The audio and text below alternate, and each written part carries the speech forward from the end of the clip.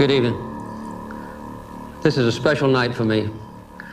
I promised you a president who is not isolated from the people, who feels your pain and who shares your dreams, and who draws his strength and his wisdom from you. Our dreams and our vision of the future. Why have you said that you won't fly commercial? You said that it's like getting into a tube with a bunch of demons. Why do you think that? No, listen to me this thing. Why have we not been able to get together as a nation? It's clear that the true problems of our nation are much deeper than gasoline lines or energy shortage. I want to address myself as best as I know how. I have sinned against you, my Lord. So I want to speak to you first tonight about a subject even more serious. I want to talk to you right now about a fundamental threat to American democracy. Televangelists have this reputation for being slick, going after people's money, and obviously not being sincere. People send in millions of dollars to help us keep the broadcast on the air, and so it's an interesting thing. Where does the money come from that you live your life, this life? In a nation that was proud of hard work, strong families, close-knit communities, and our faith in God, too many of us now tend to worship self-indulgence and consumption. But we've discovered that owning things does not satisfy our longing for meaning. Now, some people believe that preachers shouldn't have jets. And I want you to see this if we can, Caleb. Get it back. This is the very first plane that I purchased for the Lord back in December 1994. And then the second one I purchased was in January 2004. The one I'm flying right now, and it's been with me 12 years. I purchased it in January 2006, but the first thing I thought of was how I'm going to pay for it. And then that great statement that he told me in 1978 flooded into my mind and said, Jesse, I didn't ask you to pay for it. I asked you to believe for it. This is not a message of happiness or reassurance, but it is the truth, and it is a warning.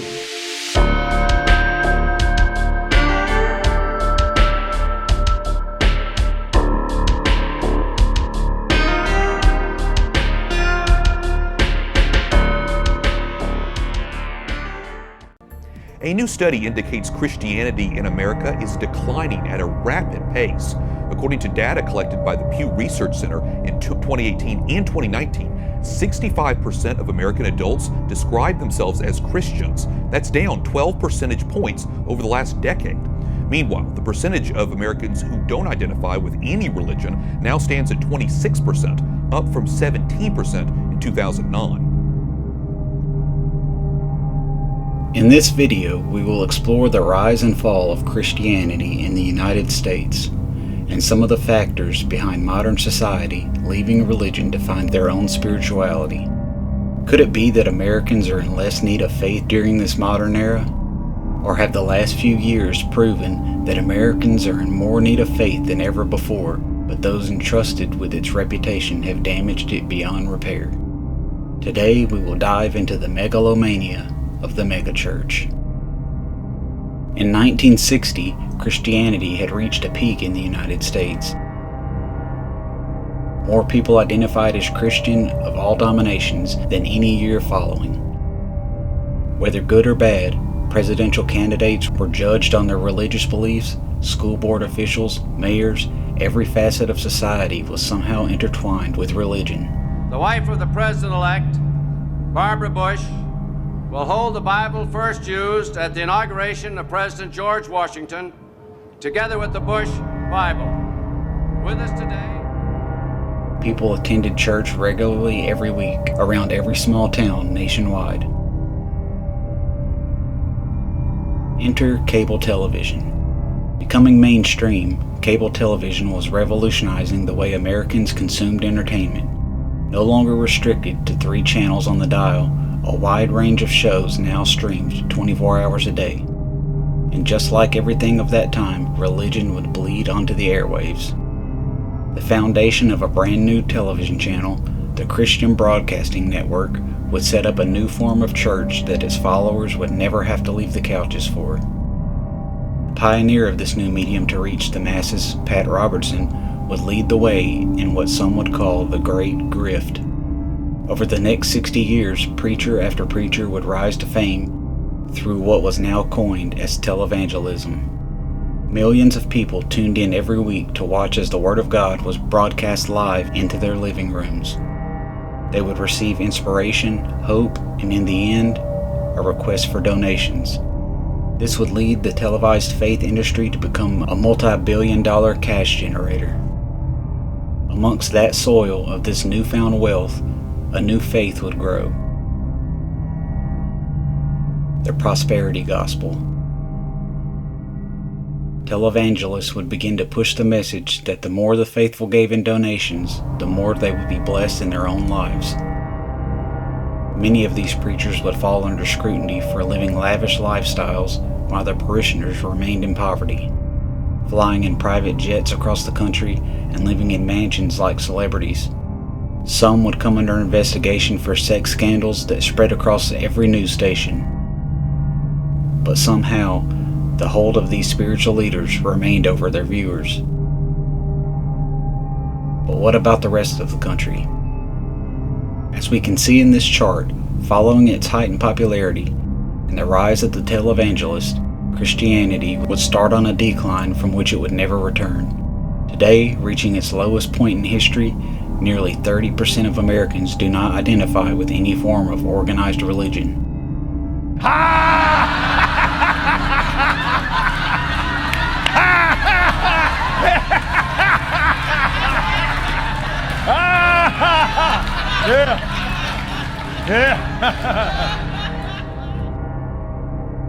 Is the bubble about to burst on the prosperity gospel market? Can Christianity somehow detach itself from the leech that has bled it dry for the past half-century?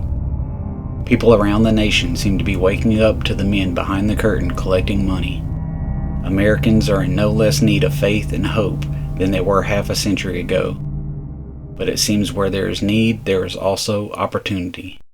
An opportunity to take advantage of the ones in need of the most help.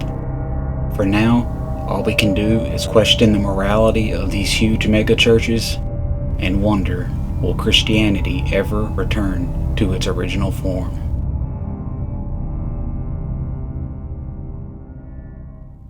We are at a turning point in our history. There are two paths to choose. One is a path I've warned about tonight, the path that leads to fragmentation and self-interest. How much money did you pay for Tyler Perry's Gulfstream jet, for example? Well, for example, that's really none of your business, but you kind of caught me off guard here, okay?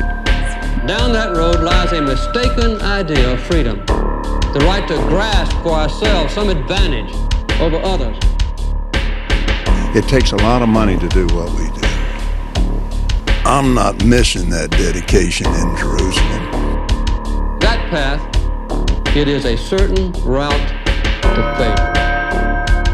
Do you really believe that human beings are demons? No, I do not. And don't you ever say I did. Right. This dope-filled world, right. You get in a long tube with a bunch of demons. I do not promise you that this struggle for freedom will be easy. Unseen things, rulers of the darkness of this world. With God's help, we cannot fail.